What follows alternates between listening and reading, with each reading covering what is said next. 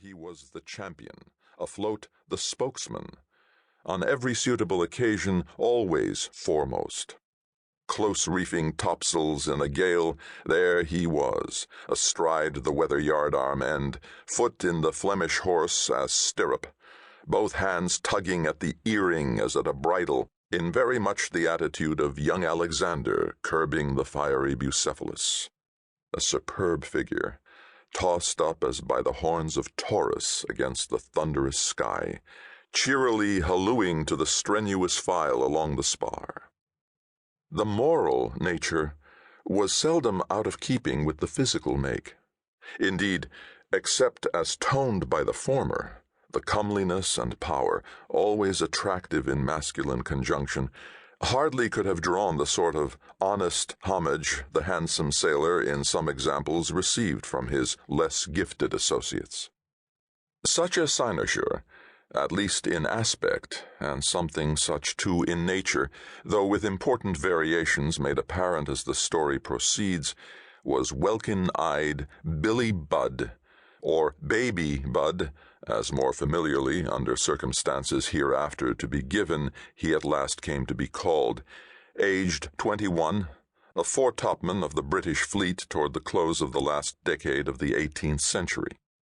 It was not very long prior to the time of the narration that follows that he had entered the King's service, having been impressed on the narrow seas from a homeward-bound English merchantman into a 74 outward-bound HMS Indomitable, which ship, as was not unusual in those hurried days, having been obliged to put to sea short of her proper complement of men. Plump upon Billy at first sight in the gangway, the boarding officer, Lieutenant Ratcliffe, pounced, even before the merchantman's crew was formally mustered on the quarterdeck for his deliberate inspection, and him only he elected, for whether it was because the other men, when ranged before him, showed to ill advantage after Billy, or whether he had some scruples in view of the merchantman being rather short-handed, however it might be, the officer contented himself with his first spontaneous choice. To the surprise of the ship's company, though much to the lieutenant's satisfaction, Billy made no demur.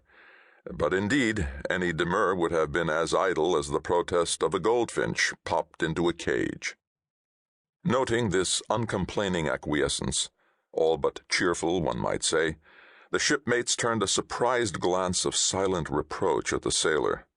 The shipmaster was one of those worthy mortals found in every vocation, even the humbler ones, the sort of person whom everybody agrees in calling a respectable man. And, nor so strange to report as it may appear to be, though a ploughman of the troubled waters, lifelong contending with the intractable elements, there was nothing this honest soul at heart loved better than simple peace and quiet. For the rest, he was 50 or thereabouts, a little inclined to corpulence, a prepossessing face, unwhiskered, and of an agreeable color, a rather full face, humanely intelligent in expression.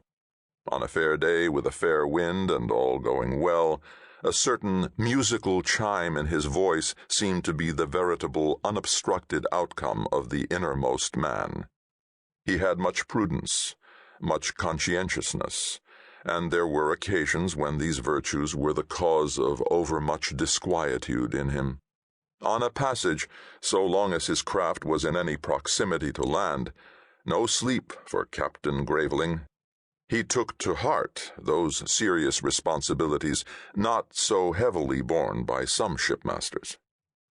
Now, while Billy Budd was down in the forecastle, getting his kit together, the Indomitable's lieutenant, burly and bluff, nowise disconcerted by Captain Graveling's omitting to proffer the customary hospitalities on an occasion so unwelcome to him, an omission simply caused by preoccupation of thought, unceremoniously invited himself into the cabin, and also to a flask from the spirit locker, a receptacle which his experienced eye instantly discovered. In fact, he was one of those sea dogs in whom all the hardship and peril of naval life in the great prolonged wars of his time never impaired the natural instinct for sensuous enjoyment. His duty he always faithfully did, but duty is sometimes a dry obligation.